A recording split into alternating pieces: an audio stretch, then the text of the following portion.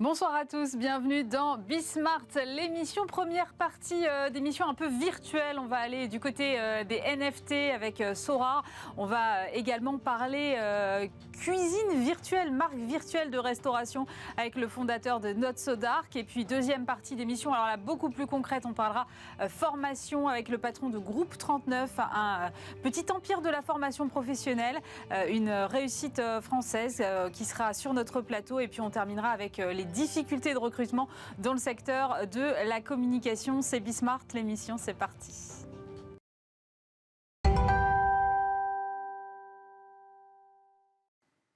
Et pour commencer cette émission, je suis avec Thibaut Prédhomme, bonjour. Bonjour Aurélie. Vous êtes Chief of Staff de Sora. Alors, jeux vidéo, album Panini virtuel, vous êtes quoi exactement ? C'est une bonne question. Sora, c'est un jeu qui permet aux fans d'engager avec leur passion pour le football à travers deux éléments. Le premier, c'est la collection, donc de cartes, qui sont des cartes officiellement sous licence, qui viennent de clubs de football ou de ligues de football. Et avec ces cartes, c'est le deuxième élément, on va pouvoir participer à un jeu de fantasy.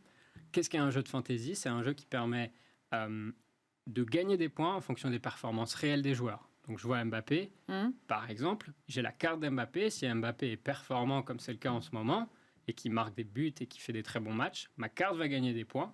Moi, je vais être plus ou moins haut dans le classement et à la fin, je peux gagner des récompenses. D'accord, mais ces cartes-là, c'est ce qu'on appelle des NFT.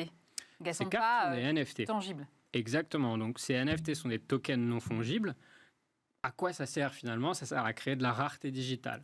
Donc j'ai un objet qui est digital, je vais aller le certifier sur la blockchain pour qu'il soit absolument unique, immuable, et qu'il puisse ensuite avoir des propriétés. Quelles sont ces propriétés ? Par exemple, ces NFT peuvent être transférés d'une plateforme à une autre. Ces NFT peuvent être vendus et échangés entre les utilisateurs. Et nous, ces propriétés, globalement, nous servent à créer de l'utilité pour la carte dans un jeu de fantasy. Donc l'idée, c'est de marier la technologie à l'usage ? Exactement, c'est de marier cette technologie donc, de NFT qui pour nous n'est pas vraiment une fin, c'est vraiment un moyen de l'associer à de la propriété intellectuelle très forte, celle des clubs, celle des joueurs, pour en faire un objet de collection qui soit passionnant pour les collectionneurs parce qu'ils vont pouvoir engager avec ces cartes digitales et les jouer dans le jeu qui est basé encore une fois sur les performances réelles des joueurs. Donc on n'est pas en train de vous enfermer derrière un écran, on est en train de vous inciter à vivre votre passion à travers ces cartes. C'est-à-dire que, ok, ma carte, elle prend de la valeur en fonction de ce que fait réellement le joueur dans la vraie vie, si je peux dire ça comme ça. Elle gagne des points. Elle gagne des points, mais en même temps, je peux l'utiliser pour faire des parties de football virtuel. C'est ça l'idée derrière ? Exactement. Globalement, c'est ça l'idée. Toutes les semaines, enfin 2 fois par semaine, il va y avoir des tournois qui sont organisés sur Sora, où vous allez pouvoir composer une équipe de 5 joueurs. Et en fonction des performances de ces 5 joueurs, votre équipe va marquer des points et vous allez pouvoir gagner des récompenses. Donc ça peut être d'autres cartes, ça peut être également des expériences. Puisque l'intérêt de ces NFT qui permettent de prouver aussi la propriété, c'est d'offrir aux détenteurs de ces NFT des expériences uniques. Par exemple, avec la Liga, donc en Espagne, on a offert la possibilité à des gens qui ont participé au Fantasy Sora d'assister à des matchs. Ouais. Bien évidemment, les places étaient des places de privilégiés, donc il y avait des expériences autour. Donc ça a été le cas sur le Classico Barcelone-Real Madrid, ça a été le cas sur le derby de Séville. Et on veut vraiment multiplier ces expériences parce que c'est des choses uniques pour les fans et c'est pour ça qu'ils viennent sur Sora. Tout à l'heure, vous avez mentionné l'utilisation sur d'autres plateformes. Ça veut dire qu'on peut utiliser ces cartes-là sur d'autres jeux de fantasy football à l'extérieur de l'écosystème Sora ? Alors, la propriété du NFT, c'est que cet objet, il peut être déplacé. Donc, les cartes peuvent être vendues ou échangées ailleurs que sur Sora, et les cartes peuvent être jouées également ailleurs que sur Sora. D'accord. Et ça, c'est quelque chose de très important. Et une des raisons pour lesquelles on utilise cette technologie, c'est que cette technologie rend le contrôle, en fait, aux joueurs et aux collectionneurs. Dans le passé, dans l'industrie du jeu vidéo au sens large, tous les ans, on vous obligeait à acheter une copie du jeu et à racheter des éléments dans le jeu. Vrai. Sur Sora, c'est différent. Vous achetez ce NFT. Ce NFT, vous pouvez le jouer en saison 1 comme en saison 10. Ok, on n'en est pas encore à la saison 10. Pas encore. Ça viendra. On va rentrer justement parce que je comprends bien que la technologie est hyper importante et vous êtes basé sur la technologie Ethereum. Pourquoi est-ce que vous avez fait ce choix? Alors, pourquoi ce choix? Plusieurs raisons. Premièrement, c'est celle qui a la communauté de développeurs la plus importante. Ensuite, c'est également celle qui offrait les propriétés de sécurité les plus importantes. Et donc, naturellement, on s'est orienté vers celle-ci. Ensuite, là, récemment, on vient de passer d'un layer 1 de Ethereum à un layer 2. Qu'est-ce que ça fait très schématiquement? Avant, on allait certifier sur la blockchain toutes les transactions. Aujourd'hui, ce qu'on fait, c'est qu'on les rassemble dans un lot et on va une seule fois sur la blockchain pour valider tout le lot. Ça a plusieurs avantages. Ça a des avantages pour améliorer l'expérience des joueurs parce que tout se fait immédiatement. Et ça a également l'avantage de réduire notre empreinte environnementale. Ouais, bien sûr. Donc c'était la meilleure solution pour nous. Et du coup, toutes les transactions se font en crypto? Non, sur Sorare, on peut acheter un NFT avec sa carte bleue et n'avoir jamais touché d'une manière ou d'une autre à la crypto. Et on n'a pas besoin de comprendre ce qui se passe dans l'industrie crypto et blockchain. Ok. Aujourd'hui, vous regroupez combien de joueurs et avec quel profil? Alors aujourd'hui, on a un peu plus d'1,5 million de joueurs sur la plateforme. 1,5 million? Oui. Ah oui. 1,5 million. Les profils, c'est des fans de foot, globalement, plutôt masculins. Mais c'est des fans de foot, c'est des gens qui viennent engager avec leur passion. Donc, qu'est-ce qu'ils viennent faire chez nous? Ils viennent collectionner ou ils viennent collectionner et jouer. D'accord. Et qu'est-ce qui les attire chez vous? C'est d'abord le jeu en lui-même, ce qu'on appelle le fantasy football, ou alors c'est au contraire la possibilité de voir potentiellement la valeur de leur carte augmenter. Je crois qu'il y a une carte de Cristiano Ronaldo qui a dû se vendre 350 000, si ma mémoire est bonne. Donc est-ce que c'est cet objectif-là qui les attire, ou c'est vraiment la passion du jeu tout simplement? La passion du jeu. C'est d'abord la passion pour la collection qui existe depuis très longtemps dans le monde et très longtemps dans le football. Ouais. Parce que vous avez mentionné certaines sociétés. Effectivement, on a tous eu l'habitude de coller ses stickers dans des albums ou de collectionner ses cartes dans des boîtes. Donc, d'abord, les gens viennent pour collectionner. Ensuite, ils viennent pour jouer. Et certains deviennent vraiment très intéressés par le jeu parce que, encore une fois, ce fantasy qui est basé sur la vie réelle sert à vous connecter avec votre passion et donc fait appel à vos capacités d'analyse, à du scouting et à plein de choses. C'est quoi du scouting? Le scouting, c'est je vais aller regarder les joueurs et essayer de trouver les pépites avant les autres ou alors les joueurs qui vont passer d'un club à un autre. Donc c'est vraiment analyser le football pour essayer de comprendre qui va performer et quand.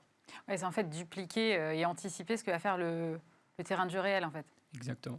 Mais vous parliez des collections, c'est vrai qu'on a l'habitude effectivement d'avoir des tas de collectionneurs, et y compris notamment dans le monde de l'art ou des montres ou des voitures de collection par exemple, mais ça reste quelque chose de tangible qu'on peut ranger chez soi ou qu'on peut porter à l'extérieur. Là, tout est enfermé dans un monde virtuel, ça garde le même intérêt? Ça garde le même intérêt parce qu'en fait on peut interagir encore plus avec l'objet.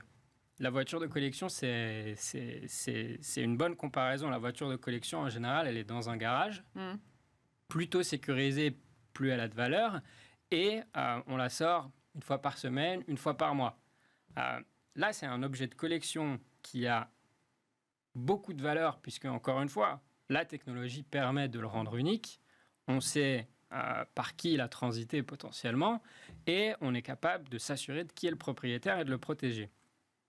Et dans le même temps, on offre la possibilité, parce qu'il est digital, au propriétaire de l'objet d'interagir vraiment très régulièrement avec et de le connecter à la passion sous-jacente qui est le football. C'est assez marrant parce que, en fait, votre boîte, je crois qu'elle s'est lancée en 2018, quelque chose comme ça. C'est ça. Et personne parlait des NFT en 2018. Personne parlait des NFT. Les deux fondateurs, donc Nicolas Julia et Adrien Montfort, qui étaient déjà dans la blockchain, voient cette technologie arriver et se disent c'est incroyable. Nous, humains, on collectionne depuis toujours. Et cette techno permet de recréer en fait cette expérience de collection en ligne. Donc ils se disent il y a quelque chose à faire. Ensuite, en tant que fan de foot, ils se disent en l'associant à de la propriété intellectuelle forte autour des joueurs de foot, autour des clubs de foot, on va pouvoir créer un produit qui va vraiment intéresser les fans pour de la collection. Mais ils font aussi le constat dans le même temps que dans la vie physique, on avait une expérience avec ces stickers, avec ces cartes, qui était peut-être pas terminée. Parce que on faisait l'album, et à la fin, l'album, il finissait dans un tiroir ou dans le grenier, mais on n'interagissait plus avec les cartes ou avec les stickers qu'on a collectionnés. Et c'est là que vient l'idée du fantasy, c'est si on arrive en ligne à créer un truc qui est tout le temps accessible et qui permet vraiment de vivre sa passion, alors c'est un produit qui a énormément de potentiel. À partir de combien est-ce qu'on peut commencer à jouer? Parce que j'imagine que pour que ce soit intéressant, il faut qu'on ait des cartes de joueurs un peu forts. J'imagine que tout le monde ne peut pas acheter la carte de Mbappé, par exemple. Donc à partir de combien le jeu devient vraiment intéressant? Alors, ce qu'il faut savoir sur Sorare, c'est que déjà, il y a une partie gratuite. Donc tout le monde peut jouer, tout le monde peut découvrir ce qu'est le fantasy sans avoir à dépenser de l'argent. La majorité des joueurs aujourd'hui dépensent de l'argent dans des cartes qui font moins de 50 €. Donc on n'a pas besoin d'investir des sommes importantes pour pouvoir jouer et s'amuser dans Sorare. Après, c'est vrai qu'il y a des joueurs, comme Mbappé par exemple, qui vont attirer beaucoup de collectionneurs et que dans ces cas-là, les prix peuvent être plus importants. Mais le but final de Sorare, c'est pas d'avoir la meilleure carte ou d'avoir la carte de Mbappé, c'est d'avoir la carte qui va, si vous voulez jouer au fantasy, pouvoir vous rapporter des points. Et ça, un joueur comme Mbappé peut vous le permettre, mais également un joueur du championnat belge, par exemple, ou d'un championnat peut-être un peu moins important que la Ligue 1, peut vous le permettre. Et c'est là où ça va justement faire appel à vos compétences pour aller chercher les cartes des uns ou des autres, globalement autour de tous les clubs qu'on peut avoir. Il faut savoir que nous, aujourd'hui, on a plus de 230 clubs sous licence. Donc, il y a de... Clubs européens, c'est ça? Clubs européens, américains, asiatiques. Ah oui. On a vraiment des clubs tout autour de la planète. Et les détenteurs de droits, donc les clubs et les ligues, viennent aussi sur Sorare pour cette mutualisation d'audience. Parce que je suis un club asiatique, par exemple, je vais venir sur Sorare, bien évidemment, pour toucher des fans asiatiques, mais aussi bénéficier des fans qui sont présents sur la plateforme depuis l'Europe, depuis les États-Unis, parce qu'eux vont venir s'intéresser aux joueurs du championnat asiatique dans l'objectif de construire la meilleure équipe. Pour revenir à la création de valeur et au fait que ces cartes prennent de la valeur, est-ce qu'à un moment, ça risque pas de vous faire tomber quand même sous la législation des jeux d'argent? Je crois qu'il y a le régulateur britannique qui se posait un peu des questions à l'automne dernier. Je ne sais pas où vous en êtes de ce dossier-là, mais est-ce qu'à un moment, le risque n'est pas de basculer de l'autre côté avec une réglementation qui, pour le coup, serait complètement différente? Alors, ce qu'il faut savoir, c'est que nous, on a eu, comme vous le savez, plusieurs levées de fonds dans notre histoire, et qu'à chaque fois, lors de ces levées de fonds, nos conseils et les conseils de nos investisseurs ont confirmé que le produit que propose Sorare n'était pas du jeu d'argent.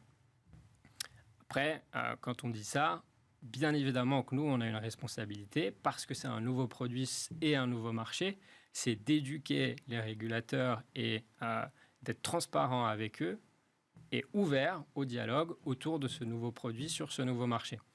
Mais la société en interne n'est pas construite comme un jeu d'argent puisque vous n'avez pas à perdre de l'argent pour jouer, il n'y a pas cette logique de mise et il n'y a pas cette logique de si vous jouez une carte et que vous perdez ou que vous ne gagnez pas, on vous prend la carte. La carte est toujours à vous, donc vous la maîtrisez pour...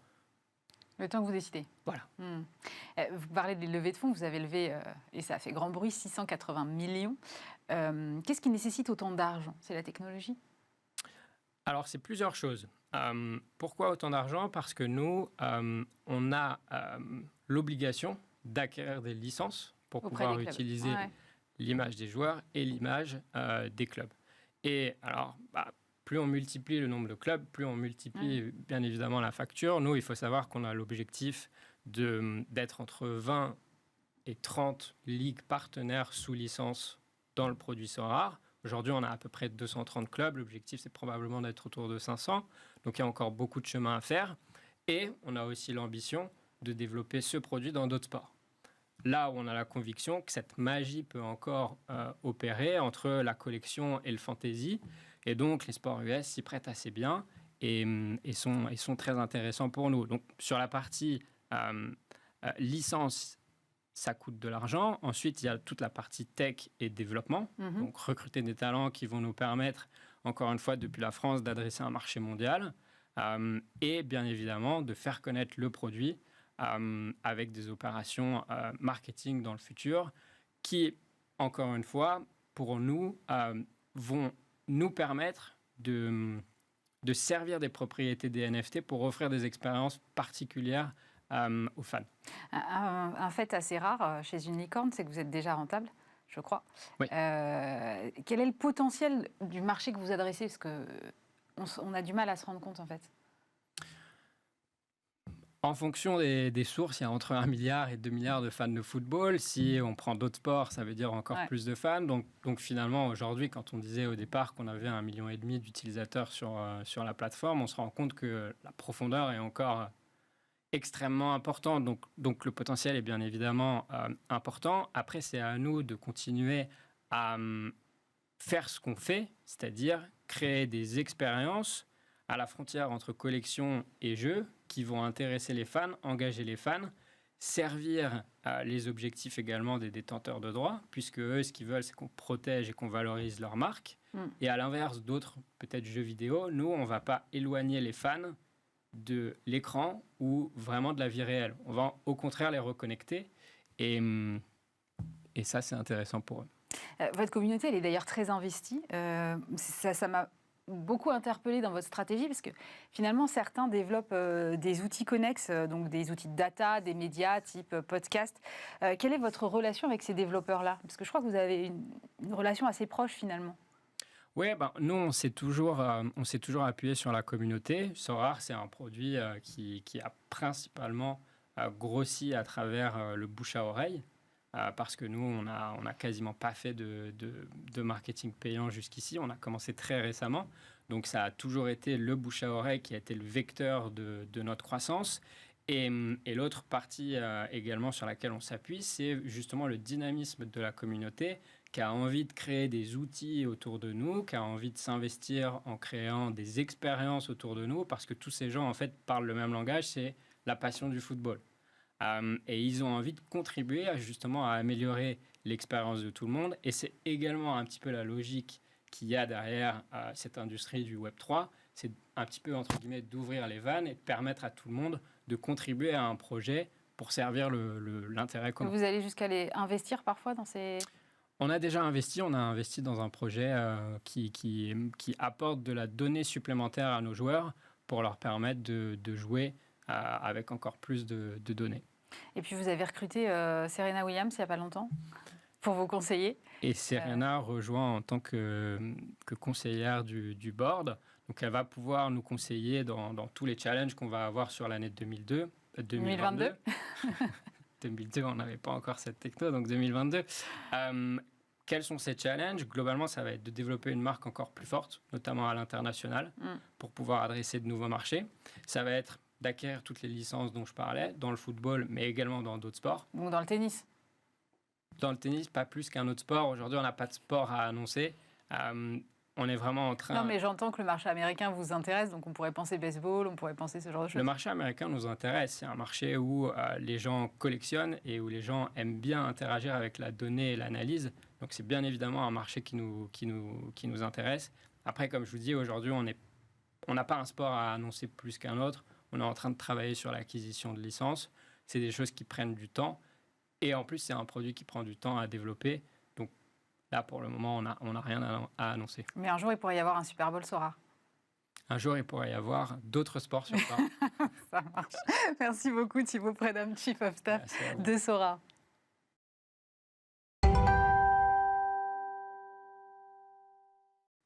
Il y a des cartes virtuelles aux marques virtuelles. Il n'y a qu'un pas qu'on va franchir avec Clément Benoît. Bonjour. Bonjour Aurélie. Vous êtes fondateur de Not So Dark, une boîte que vous avez lancée sur le segment des Dark Kitchen, des restaurants sans salle et sans serveur qui sont dédiés donc à la livraison. Et vous avez choisi il n'y a pas très longtemps de pivoter, il y a quelques mois.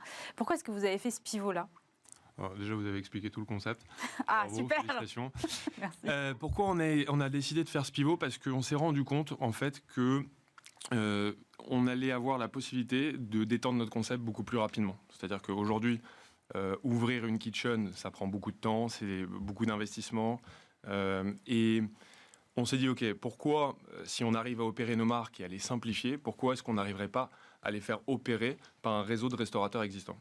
Voilà, donc on s'est dit, voilà, le meilleur moyen, c'est d'aller voir des restaurants qui savent faire ce qu'on fait, leur donner tout le package clé en main et leur permettre, eux, de rentrer dans le monde virtuel, de les aider à se digitaliser et à permettre à nos marques de s'étendre plus rapidement. Pour moi, en fait, ça reste, c'est un pivot sans en être un, parce que finalement, vous faites toujours de la dark kitchen, sauf que la kitchen, c'est plus vous qui l'opérez. Exactement. Donc en fait, vous restez sur le même business. On reste sur le même business dans le sens où nos marques restent disponibles sur les plateformes, sauf que ce concept nous permet d'aller beaucoup plus vite. Et d'avoir moins de charges aussi, non ? Et d'avoir moins de charges. Bon, on a un siège qui est quand même conséquent, on a une centaine de personnes et on dépense beaucoup en marketing. Mais ça nous permet, de développer nos marques plus rapidement, deuxièmement, de s'appuyer sur un réseau de restaurants qui ont besoin aujourd'hui de se développer. Voilà, la restauration est en crise et on leur apporte un chiffre d'affaires conséquent et immédiat. Alors, vous parlez de donc, développer des marques qui sont virtuelles. Qu'est-ce que ça veut dire une marque virtuelle quand on est dans le monde de la restauration ? Alors une marque virtuelle, c'est une marque qui est uniquement disponible sur les plateformes de livraison. C'est-à-dire que vous ne pouvez pas rentrer dans un restaurant, dans un retail et commander un plat et le consommer sur place. Et c'est quoi par exemple comme marque virtuelle ? Écoutez, on a aujourd'hui 8 marques virtuelles. Donc on a par exemple une marque qui s'appelle, une de nos plus anciennes marques qui s'appelle Como Kitchen, qui est une marque de bowl healthy. Et donc, nous, comment est-ce qu'on fonctionne ? On travaille cette marque, le marketing, le packaging, voilà, l'ensemble du storytelling de la marque. On va voir des fournisseurs pour chacun des ingrédients qu'on sélectionne et on propose un package clé en main à un restaurant qui est dans une localisation et à qui on permet d'opérer notre marque sous un système de franchise. Et comment vous... Alors, c'est là où ça devient intéressant, c'est qu'on va rentrer dans la logistique, parce que moi, je me dis, OK, donc en fait, les mecs, ils veulent dupliquer ce que font des grandes chaînes, type, on va dire, n'importe quoi, ce qui se fait dans la restauration rapide, McDo ou autres, voilà, énormément de restaurants, en faisant des marques virtuelles. Mais la force de frappe des restaurants que je viens de citer, c'est qu'ils ont un alignement, notamment en termes de fourniture, c'est-à-dire que la viande qu'on va manger dans X ou Y restaurant est la même, les équipes sont formées de la même façon, et ça, vous ne pouvez pas le faire. Ben, bien sûr qu'on peut le faire. Alors, et je suis content que vous nous preniez comme exemple avec les grosses franchises qu'on peut connaître dans le domaine du fast-food, parce qu'on a véritablement l'opportunité aujourd'hui de créer le plus grand restaurant du monde via notre concept. Je vous explique pourquoi.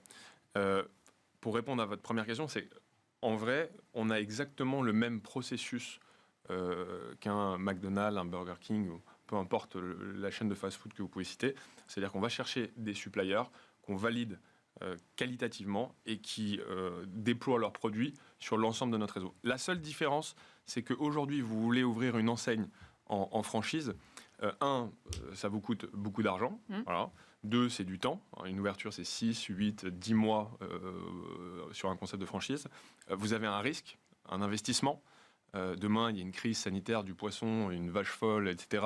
Vous êtes dans le domaine du burger, vous ne vendez plus un burger. Nous, on est trend responsive, c'est-à-dire qu'on va avoir un franchisé, on lui propose d'opérer une ou deux de nos marques. Il y en a une qui fonctionne moins bien, on lui en remet une autre. Et il n'y a pas d'investissement. Il nous contacte, 15 jours après, il est lancé. Ça s'appuie sur sa structure fixe existante, ce qui est juste extraordinaire, parce qu'au final, il peut mutualiser partiellement son personnel, il n'a pas de loyer à payer, puisqu'il le paye déjà pour sa propre activité, pas de frais fixes, eau, électricité. Donc en fait, on a un concept qui peut se propager à partir du moment où, effectivement, comme vous le dites, on arrive à créer une marque forte, voilà, et une supply chain parfaite, c'est-à-dire des ingrédients qui sont sélectionnés chez des fournisseurs qui sont contrôlés. Donc on a un service qualité, on a une équipe supply chain, on a une équipe logistique, et on est capable aujourd'hui de livrer l'ensemble de ces produits partout en France en offrant à nos franchisés, à nos partenaires, entre 2 et 3 livraisons par semaine. D'accord. Et c'est intéressant, vous mentionnez une marque forte, et effectivement, c'est, je pense, le nœud du truc pour que ça fonctionne. Comment est-ce qu'on crée une marque forte ? C'est quoi vos leviers ?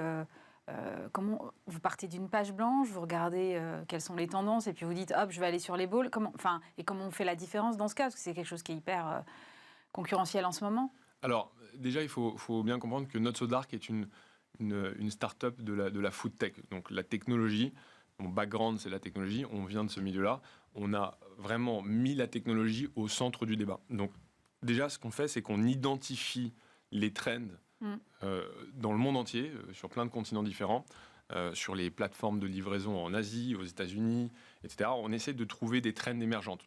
Voilà, via la technologie, via un algorithme qu'on a créé. Qui est chargé d'aller écouter un peu tout ce qui se passe. Qui écoute, exactement, qui écoute tout ce qui se passe dans le monde, dans le food delivery, et on arrive à voir, à spotter les tendances un petit peu en avant-première. Une fois qu'on a fait ça, on a une équipe créative qui réfléchit aux produits, au marketing, au storytelling. On cherche après des fournisseurs qui sont capables de créer nos recettes, qui sont des recettes pour la plupart à façon, avec nos chefs qui font de la R&D, au final. C'est exactement ça, c'est de la recherche. On crée une carte, on teste cette carte sur un groupe, donc on fait du focus group, on récolte des feedbacks, on améliore le produit jusqu'à ce que l'ensemble soit parfait et qu'on juge qu'il est lançable sur les plateformes. Mais en termes de business model, comment ça peut être rentable? Parce que la plateforme de livraison marge, le restaurateur marge évidemment, et vous vous retrouvez un peu au milieu. On ne se retrouve pas, on se retrouve au milieu. On est effectivement entre la plateforme de livraison, on a un layer entre la plateforme de livraison, le restaurateur et bien entendu le client. Sauf que déjà on travaille sur des volumétries ultra importantes. Notre chiffre d'affaires grossit considérablement. On fait entre 20 et 30% de croissance tous les mois. Donc c'est une croissance qui est compliquée à assumer humainement. Et forcément on travaille sur des marges de franchise qui sont plus faibles que lorsqu'on opérait nous-mêmes nos kitchens. Mais la croissance est tellement importante et le chiffre d'affaires est tellement important, et en plusieurs millions d'euros par mois, qu'au final, on s'y retrouve. Sinon, je ne serais pas là aujourd'hui. D'accord. D'ailleurs, vous disiez que vous recrutiez quasiment 200 personnes cette année-là ? Oui. On travaille activement sur notre prochaine levée de fonds qui va servir à financer notre expansion à l'international. On a réussi en 7 mois après notre pivot à recréer l'ensemble de notre chiffre d'affaires, voire même plus. Et aujourd'hui, l'objectif, c'est de dupliquer ce concept qu'on a réussi à mettre en place en France, à l'étranger. On a ouvert en Belgique il y a quelques semaines. On apprend de cette première expérience internationale comment ça fonctionne. Et après, le but, c'est de déployer un peu partout. Et c'est pour ça qu'on a à peu près 200 postes en recrutement à l'heure actuelle. Bon courage, parce qu'en ce moment, le recrutement, c'est pas facile. Vous avez de fortes ambitions. 1 millier de restaurants partenaires d'ici la fin de l'année et 10 à 12 marques opérationnelles. C'est vraiment une course à la volumétrie, alors. Écoutez, on vient du monde des startups. J'ai fondé ma première entreprise à 21 ans, qu'on a revendue en 2015. Puis j'étais fondateur de Stuart, que vous connaissez peut-être. Donc on baigne là-dedans, c'est-à-dire identifier un concept, un potentiel, et aller le plus vite possible.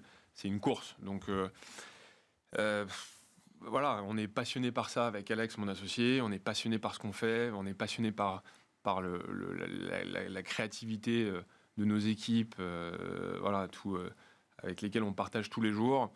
On a l'ambition de créer un catégorie leader dans ce nouveau domaine de la dark kitchen, et principalement sur notre axe qui est la franchise. Donc on va voir, oui, on a cette ambition et on pense qu'on est tout à fait capable de l'atteindre. Le delivery, c'est l'avenir de la restauration. Les gens ont de moins en moins de temps. Ils consomment de plus en plus sur place, sur leur lieu de travail. Moi j'ai vécu 2 ans à Manhattan, où ils sont un peu en avance sur le delivery. Et très sincèrement, je pense que c'est effectivement l'avenir. Et pour la restauration, c'est un levier de business important. Ça leur apporte combien de chiffre d'affaires en plus aux restaurateurs qui travaillent avec vous ? Nous, on a certains restaurateurs qui font 3 fois leur chiffre d'affaires avec nous. C'est-à-dire qu'on représente un poids vraiment important pour eux. Et aujourd'hui, on arrive en moyenne à générer sur l'ensemble du réseau à peu près 50 000 euros par mois de chiffre d'affaires supplémentaire. Et ça, on arrive à le faire 15 jours après avoir rencontré le restaurateur. Donc c'est quand même voilà, génial pour un restaurant qui, voilà, en ce moment, peut rencontrer quelques difficultés. Mais qui rencontre aussi des difficultés de recrutement. Donc, si vous leur apportez 3 fois le chiffre d'affaires, il y a un moment où ça va aussi être difficile de répondre à la demande. Oui et non, parce qu'en fait, les créneaux de livraison sont jamais... Les créneaux horaires sont jamais exactement les mêmes que les coups de feu, sur place, parce que lorsque vous commandez, vous anticipez toujours un petit peu. Donc en fait, ça vient très bien s'embriquer sur l'activité du restaurant. Puis ça perturbe pas le restaurateur. Il reçoit des commandes, il les exécute. Qu'un livreur vienne chercher les commandes de son propre restaurant ou de nos marques, c'est complètement invisible. Vous vous adressez surtout à des gens qui travaillent ou il y a un peu de livraison aussi à domicile, le soir, le week-end? Est-ce qu'on s'adresse, pardon? À des gens qui travaillent, c'est le repas du midi, particulièrement dans les entreprises, ou il y a un peu de tout? Non, en fait, aujourd'hui, le volume d'affaires se répartit, voilà, moi, je dirais un 30%, 35% le midi et 65% le soir. Avec une cible évidemment ultra-urbaine?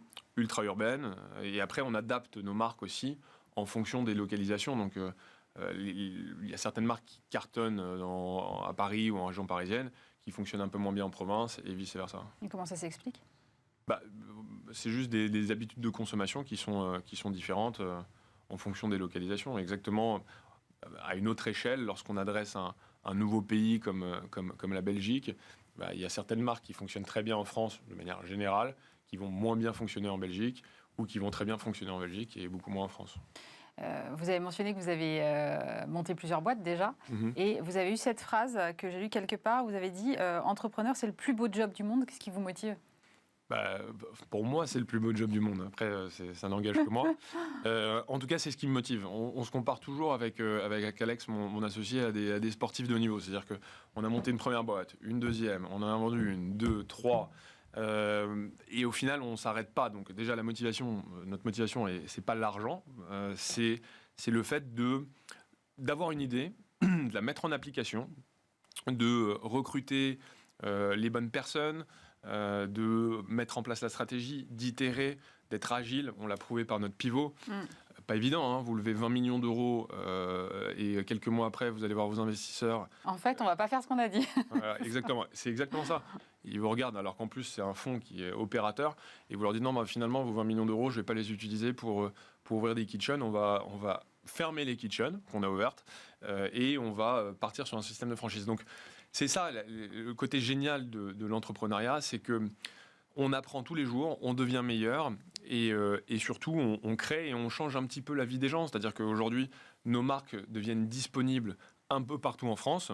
On offre de la profondeur de marché aux plateformes et au final, voilà, quelqu'un qui était dans une ville de 25 000 habitants et qui avait sur son application uniquement Burger King ou McDo, demain aura la possibilité d'avoir des marques sympas à un prix intéressant avec une bonne qualité. Exactement comme on l'a fait pour Stuart à l'époque, lorsqu'on a fondé Stuart, on a offert à des milliers de gens la possibilité de générer du revenu en se connectant ultra simplement à une application. Voilà, donc c'est ça l'entrepreneuriat et c'est ça qui nous fait kiffer, si je peux le dire ainsi. Merci beaucoup Clément Benoît. Je rappelle que vous êtes le fondateur de Not So Dark. Merci d'avoir été avec nous. Merci.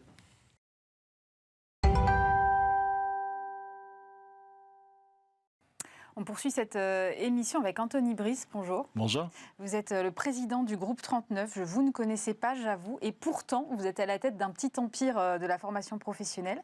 Vous êtes autodidacte. Moi, je voudrais savoir quelle est l'histoire qui vous pousse à vous lancer dans la formation professionnelle. Alors, vous savez, j'ai toujours réfléchi à trouver une histoire qui soit romancée, rocambolesque autour de ça. Mais en vrai, il y a eu beaucoup de chance au niveau des rencontres que j'ai eues dans ce milieu-là. Au départ, il y avait la plateforme Tutos.me qui était censée mettre en relation des gens qui veulent apprendre et d'autres qui veulent transmettre. Et au fur et à mesure, j'ai rencontré des personnes dans le monde de la formation qui m'ont dit qu'on avait une richesse au niveau de notre collectif de formateurs et qu'il fallait le mettre à disposition des organismes de formation, chose que j'ai faite. Et la croissance a fait qu'on a racheté des organismes de formation, qu'on a créé un univers autour de la formation.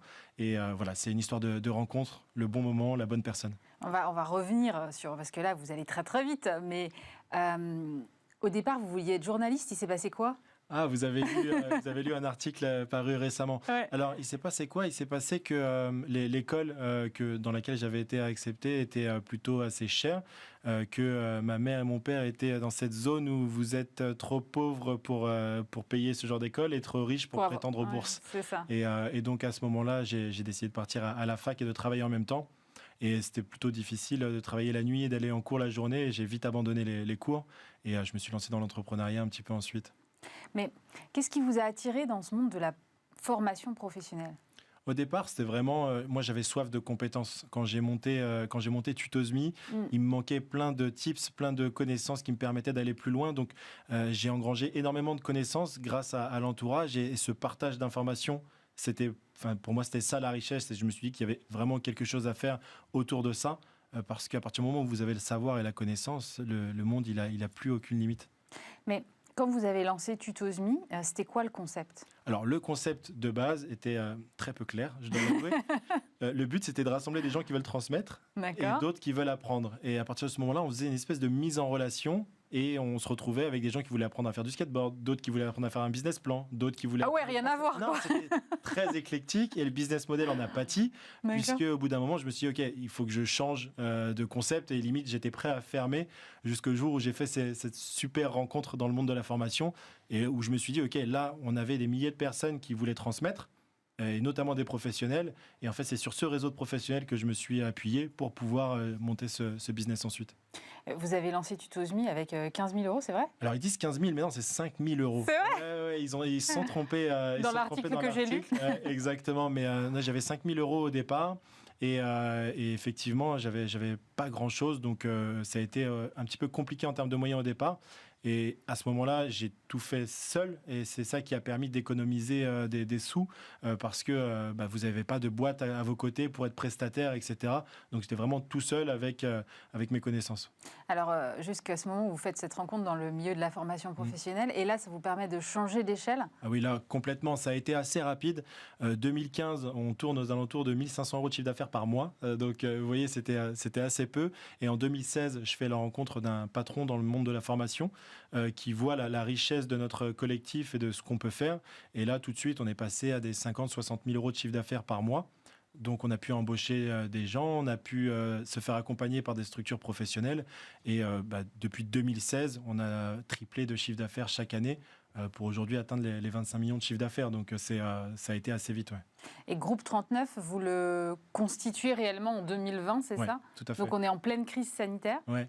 Et comment ça se passe à ce moment-là? Alors, à ce moment-là, on a la possibilité de racheter l'un de nos clients, dont le dirigeant part à la retraite. Et à ce moment-là, je me suis dit, OK, si on a Tutos.me d'un côté avec la force du collectif et un gros OF, c'est organisme de formation, à ce moment-là, là, on commence vraiment à devenir un vrai groupe. Et on s'est dit, OK, on va créer une structure au-dessus qui va piloter ce dispositif. Et fur et à mesure, là, aujourd'hui, il y a 18 structures dans le groupe. Donc, il y a 18 structures dans le groupe? Je m'en suis aperçu récemment qu'il y avait 18 structures parce que je me demandais pourquoi j'avais si peu de temps en ce moment. Et donc, j'ai posé tout sur le papier. Et ouais, il y a 18 structures aujourd'hui dans le groupe. Ouais. Pourquoi il y a 18 structures? Parce que c'est très ciblé à chaque fois? Oui, vraiment, on nous appelle, du coup, vous l'avez lu, les assembleurs de la chaîne de formation.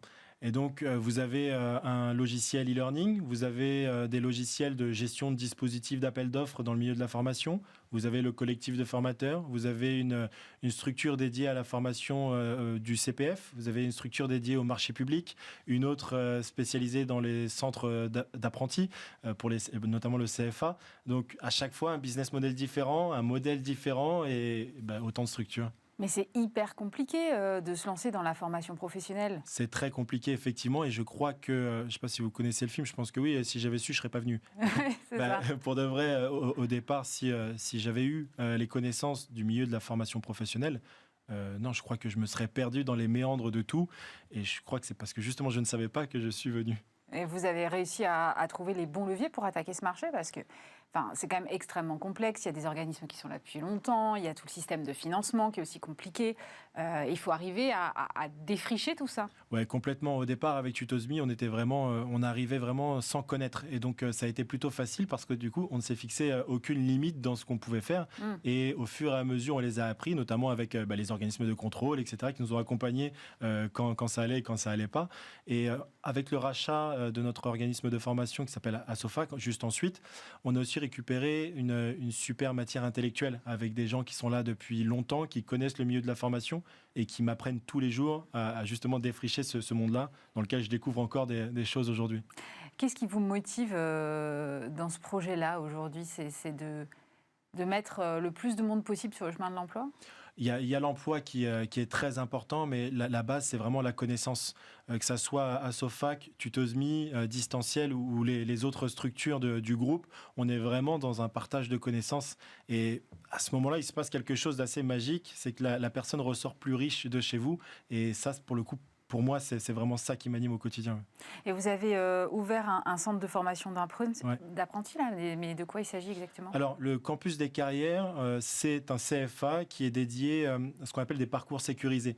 On part du besoin d'une entreprise qui permet de garantir le financement du contrat d'apprentissage et l'embauche de l'apprenant à la fin de son dispositif. Donc, la personne rentre chez nous, elle finance ses études avec son employeur et derrière, elle a un CDI. Donc, on est parti d'une garantie d'emploi pour ensuite amener les apprenants à venir chez nous. Aujourd'hui, Campus des carrières, c'est dédié au métier du sanitaire et social. L'an prochain, on partira sur le tertiaire. L'année d'après, sur d'autres secteurs. Et le but, c'est de s'agrandir de cette manière-là. Vous avez mentionné distanciel. Ouais. C'est un mot qui est très à la mode aujourd'hui. Qu'est-ce qui se cache derrière? Distanciel, c'est la marque de notre plateforme e-learning. Et donc, c'est un produit qu'on conçoit depuis maintenant 1 an qui va justement permettre aux apprenants qui ne souhaitent pas être en présentiel dans les centres de formation, soit qui bossent, soit qui ont des obligations familiales, de pouvoir se former dans une formation qualifiante et d'avoir un métier à la fin, comme si vous aviez été en formation dans un centre de formation classique. On parle beaucoup des difficultés de recrutement en ce moment et en même temps d'un taux de chômage, je pense, quasi structurel qui est à 7-8%, il y a débat là-dessus, mais comment est-ce qu'on fait pour réconcilier la demande des entreprises et l'offre de formation pour qu'à un moment, quand même, on arrive à faire baisser ce taux de chômage structurel? C'est vrai que là, j'invente pas le concept, mais à partir du besoin de l'entreprise pour aller vers les dispositifs de formation, dans ce milieu-là, c'est la base. Je pense qu'il faut aller plus loin pour justement motiver les candidats, parce que même quand vous partez du besoin de l'entreprise, il faut recruter les candidats pour rentrer en formation ensuite. Et là, il y a vraiment un devoir de séduction, que ce soit dans les conditions de travail au niveau de l'entreprise, dans la sécurité de l'emploi, et je pense plus principalement de la considération des individus dans leurs emplois.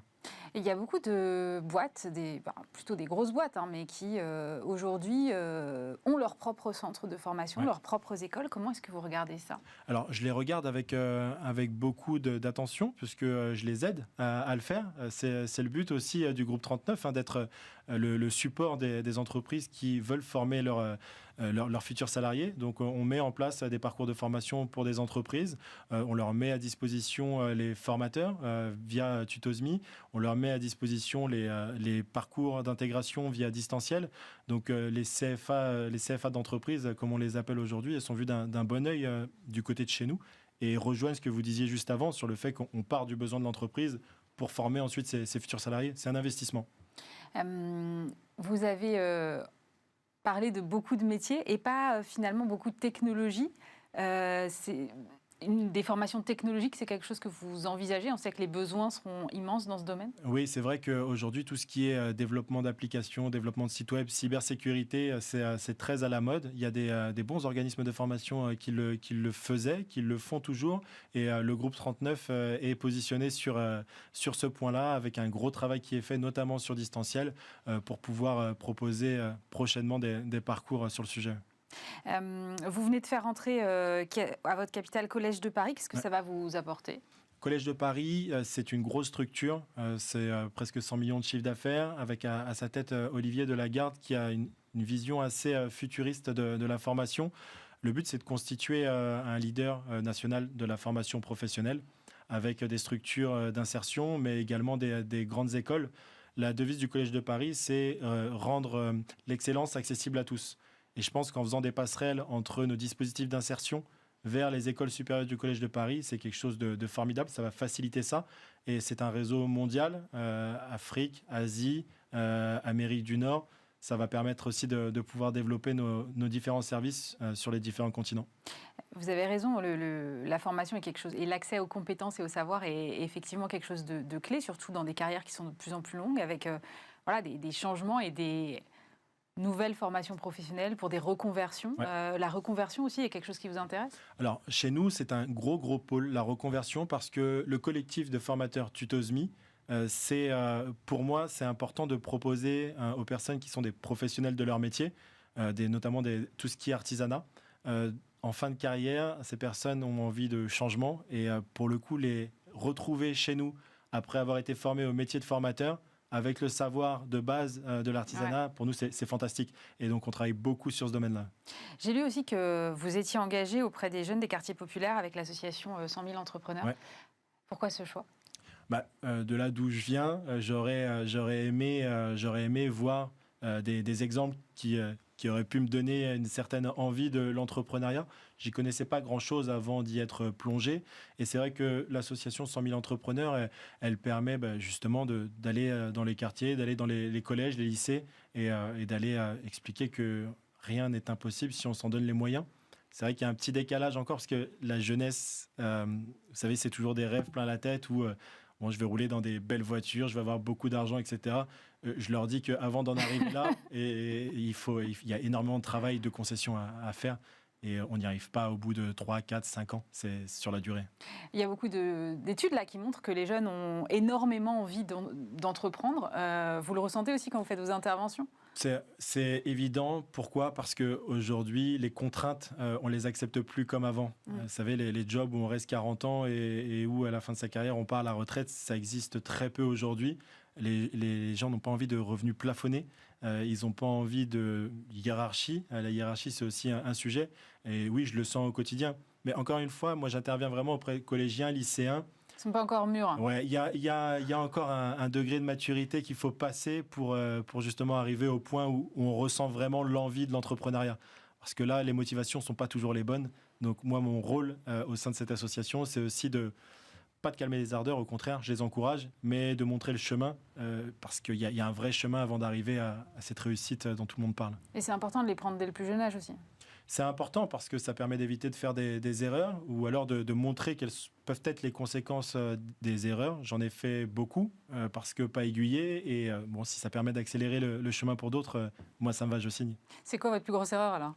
Ma plus grosse erreur, ça a été une association avec des amis. Au départ, on était 4 amis et je me suis associé avec 2 d'entre eux qui m'ont trahi et qui ont volé l'entreprise et sont partis monter un clone de la mienne. Donc ça, c'est mon erreur à moi. Confiance. Et votre plus belle réussite alors ? Ma plus belle réussite, ça aurait été de m'associer avec des amis. Parce qu'il en reste et cette aventure, elle est vraiment formidable avec eux. Merci beaucoup, Anthony Brice. Je rappelle que vous êtes président du groupe 39.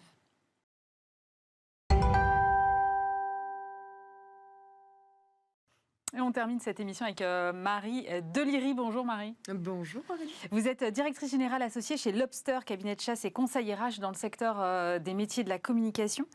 Secteur qui, alors je ne savais pas, mais n'échappe pas lui non plus. Mais je me demande quel secteur y échappe aujourd'hui aux difficultés de recrutement. Ça tombe bien, on parlait de formation juste avant. Quel est le constat que vous dressez aujourd'hui sur ce marché ? Alors c'est un constat qui est étonnant parce qu'à la fois on a vécu une année de crise où recrutement dans les métiers de la communication, ça a été une année difficile. Et en même temps, un secteur qui a été très très vite dans une dynamique de reprise et où on s'est rendu compte, alors c'était un phénomène qu'on observait déjà avant la crise du Covid-19, un phénomène de réflexion autour du sens qu'on met dans son travail, des envies qu'on peut avoir à titre personnel et professionnel. Et en fait, le Covid a été évidemment un accélérateur de ces réflexions.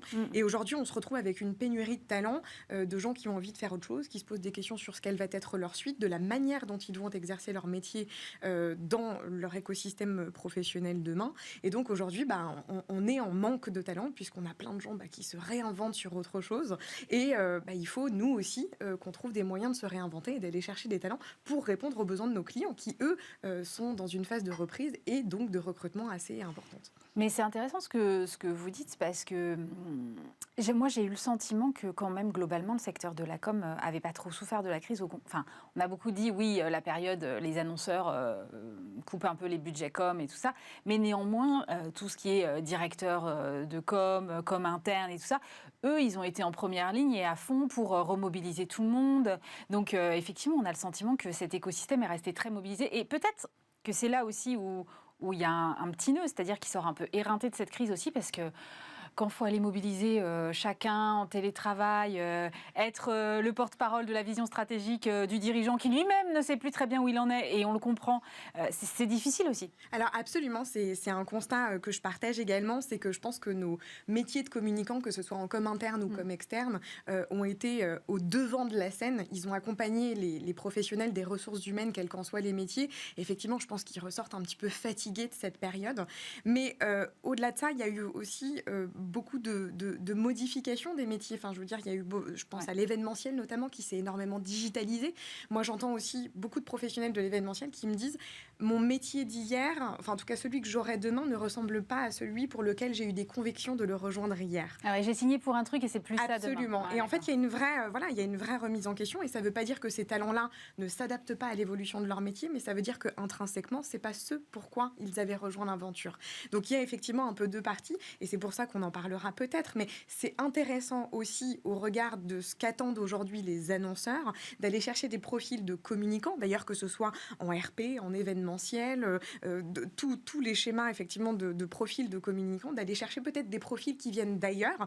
Déjà, pour apporter une réponse un peu immédiate à cette pénurie de candidats, et ensuite pour répondre à des nouvelles compétences dont les annonceurs ont besoin pour apporter de la valeur ajoutée en termes de communication.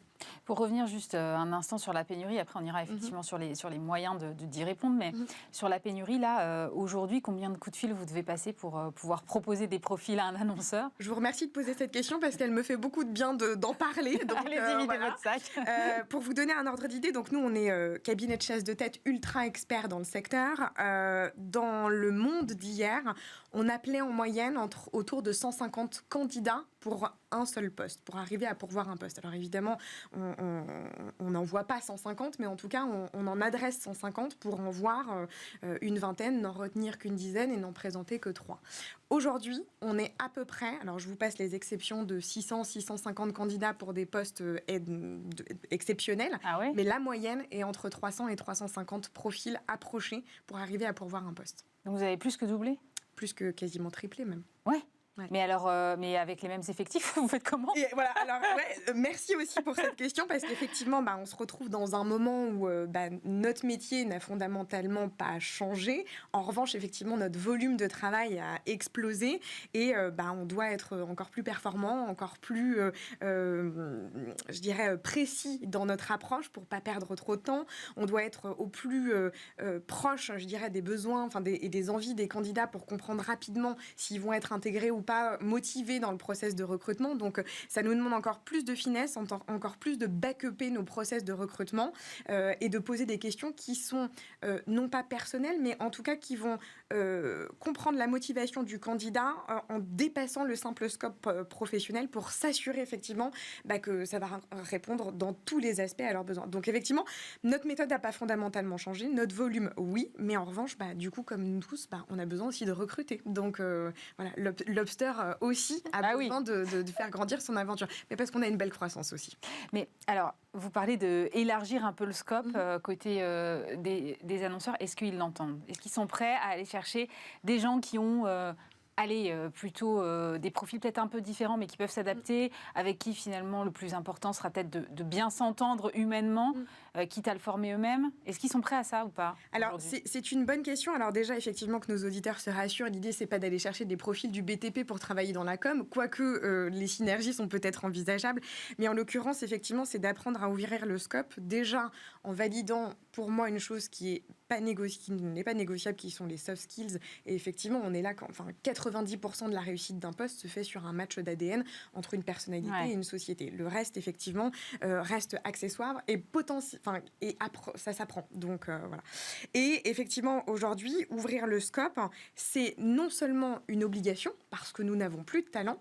Donc, nos annonceurs vont devoir effectivement, au-delà d'y être un peu réfractaires, ce que j'entends, parce que le message qu'on entend aujourd'hui, c'est « moi, je veux bien m'ouvrir, mais en même temps, je n'ai pas le temps, puisque je suis dans le cercle vicieux de ne pas avoir assez de talent, et donc pas assez de bande passante pour former ceux qui vont rentrer. » Et en même temps, la réponse que j'apporte en ce moment, c'est « vaut-il mieux faire une chasse pendant 6 mois, en arrivant à trouver potentiellement, au bout de 6 mois, quelqu'un qui va être à peu près motivé, ou se dire qu'il faut peut-être que 2 mois, mais avec un profil qui va être éminemment motivé, avec des compétences nouvelles qui vont permettre d'avoir un angle nouveau et d'avoir une accélération immense derrière. » Donc effectivement, c'est repenser un peu cela.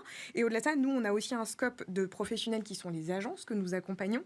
Et je parle aussi avec certains annonceurs, et ces annonceurs nous disent il y a quand même une vraie problématique et une réflexion de fond qui est de se dire, nous, on fait appel à des agences pour leur valeur ajoutée en termes de talent et de créativité. Sauf qu'aujourd'hui, nous, annonceurs, notre demande évolue et on a besoin que les talents évoluent eux-mêmes au sein des agences. Donc pour moi, c'est effectivement un phénomène presque d'urgence, au-delà de la pénurie, que de répondre à ces innovations. Est-ce qu'il y a un petit problème d'attractivité aussi des métiers de la com? Parfois, on entend c'est que de la com, alors que, bon, c'est pas moi qui vais dire le contraire. En règle, moi, je considère qu'elle fait partie de la stratégie d'entreprise et tout ça, mais bon, je suis pas forcément majoritaire. Donc... Non, mais il y a un problème d'attractivité, déjà pour la bonne et simple raison que quand même les métiers de l'événementiel, qui est certes une entité des métiers de la communication, a quand même grandement souffert pendant cette période, il ne faut pas l'occulter. Maintenant, je crois qu'on a tous besoin de se retrouver, on a tous besoin de communiquer, et je reboucle Aurélie avec ce que vous disiez en introduction, qui est que les communicants ont été ceux qui ont été à l'origine du lien, et on a besoin de ce lien-là, qu'il soit physique ou distanciel. C'est grâce effectivement à ces talents qui communiquent que l'on arrive à transmettre des messages et que l'on arrive à transmettre ce fameux sens que je crois les jeunes talents ou moins jeunes recherchent aujourd'hui. Est-ce que vous sentez aussi, de l'autre côté, ce qui pourrait aussi expliquer cette pénurie, une certaine pression soit sur les salaires, soit sur, disons, les avantages qui peuvent être octroyés? Moi, j'ai entendu que certaines plateformes américaines, notamment, recrutaient avec des niveaux de salaire et des avantages avec lesquels il est très difficile de rivaliser. Est-ce que c'est quelque chose que vous constatez aussi? Oui, alors on le constate parce que qui dit pénurie de talent dit rareté des profils. Donc rareté des profils dit une certaine inflation des salaires, nécessairement. Néanmoins, il ne faut pas oublier quand même qu'une entreprise, et vous étiez avec d'autres entrepreneurs précédemment, un entrepreneur doit être garant de son équilibre de masse salariale et de la rentabilité qu'il doit apporter. Donc effectivement, je crois que si on pouvait tous payer de manière déraisonnable nos collaborateurs, j'en serais la première à effectivement en être ravie. Maintenant, il ne faut pas oublier que chacun, on est payé parce qu'on dégage une valeur intrinsèque dans l'entreprise qui nous a recrutés.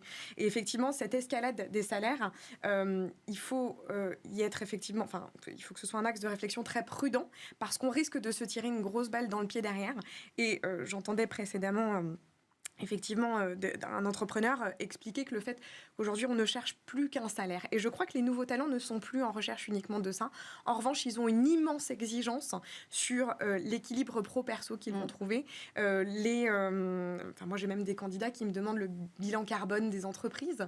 Donc, ça va effectivement jusqu'à même des convictions personnelles qui sont tout à fait respectables, mais qui font qu'aujourd'hui, le champ d'attente du candidat s'est complètement démultiplié. Le salaire restant effectivement une des verticales, mais plus uniquement.